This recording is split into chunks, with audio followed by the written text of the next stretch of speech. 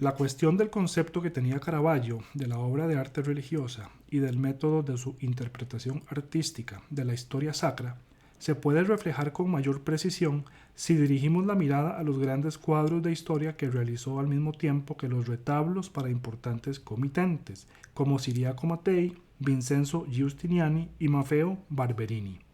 Con la Cena de Emaús de la Galería Nacional de Londres, comienza la serie de obras que el artista pintó para Ciriaco Mattei, mientras residía en su palacio, entre 1601 y 1603.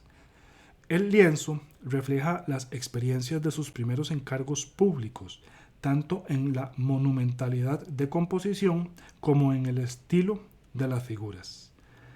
La historia de los discípulos de Emaús se narra extensamente en el Evangelio de San Lucas, en el capítulo 24, del versículo 13 al 35.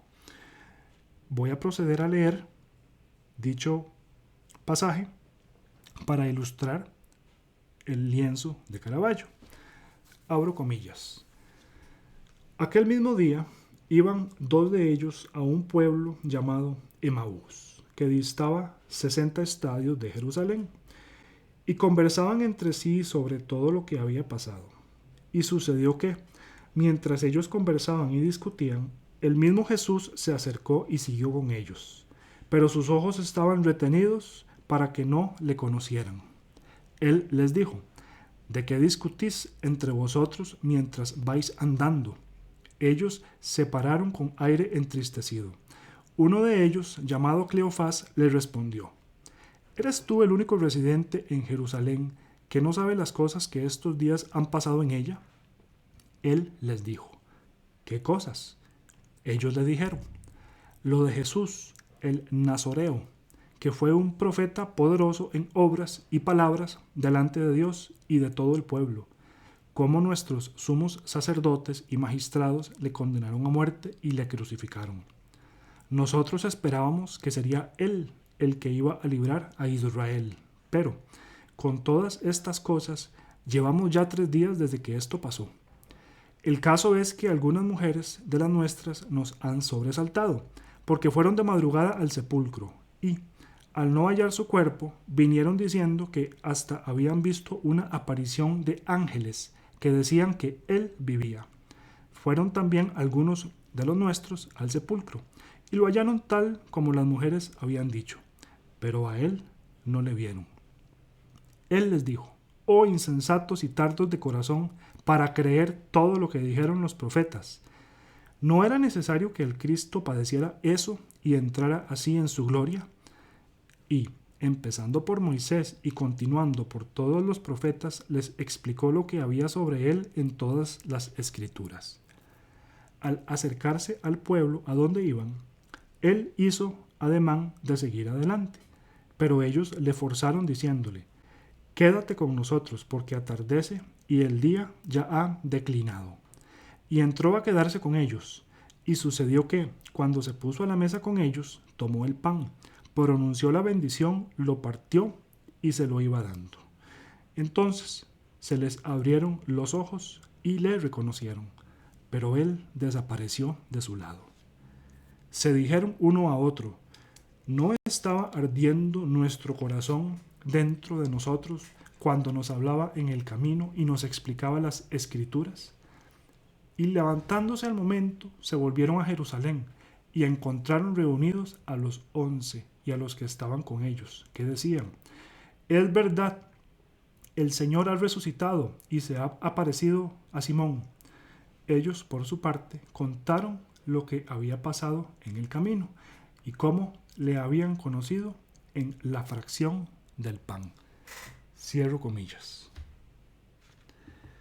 Caravaggio situó a Cristo con sus 2 discípulos en una mesa paralela al cuadro.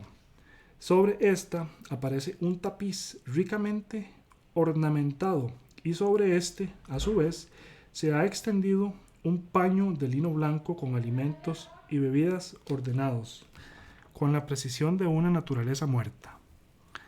La narración bíblica alcanza aquí su punto álgido. Cristo bendice con la mano derecha alzada la cena y extiende la siniestra sobre el pan partido, situado ante él. A los discípulos se les abren los ojos y comienzan a entender con quién están compartiendo la cena. A la izquierda, en el primer plano, Cleofás aparece sentado sobre un sillón situado oblicuamente y cortado por el borde del cuadro.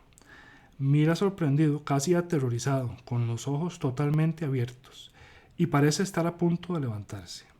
El segundo discípulo, que probablemente haya que identificar con Pedro, está sentado en el extremo derecho de la mesa. Alza los dos brazos lateralmente y mira el pan partido como si le hubiera mordido una serpiente.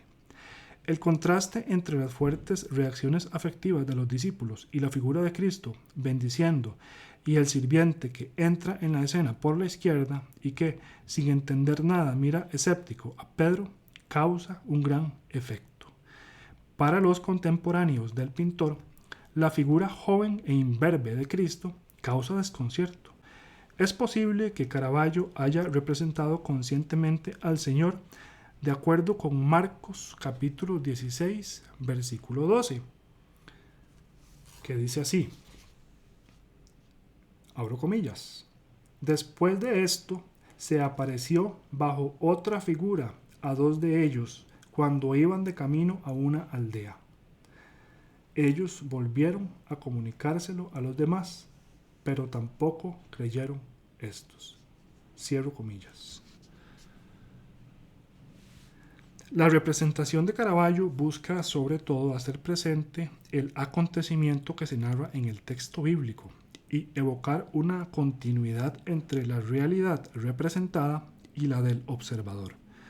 Las figuras modeladas dal naturale en un enérgico claroscuro poseen una impresionante presencia física y, con sus gestos representados en un magistral escorzo, recorren el espacio en toda su profunda extensión. La silla cortada de Cleofás, al igual que la mano izquierda de Pedro y el cesto de frutas que sobresale del borde de la mesa, parecen romper el límite estético del cuadro. La pionera composición de Caravaggio en la cena de Emaús enlaza de modo decidido con modelos venecianos y lombardos del siglo XVI, por ejemplo, con las representaciones de Tiziano y el Veronés, o con los elementos de naturaleza muerta de Comida en casa del fariseo Simón, de Santa María in Calcera en Brescia, de Moreto. Una comparación con la representación de Tiziano a figura entera que se conserva en París revela al mismo tiempo con qué fuerza Caravaggio dramatizó la narración mediante la elección del encuadre, la moderación naturalista de las figuras y el fuerte claroscuro.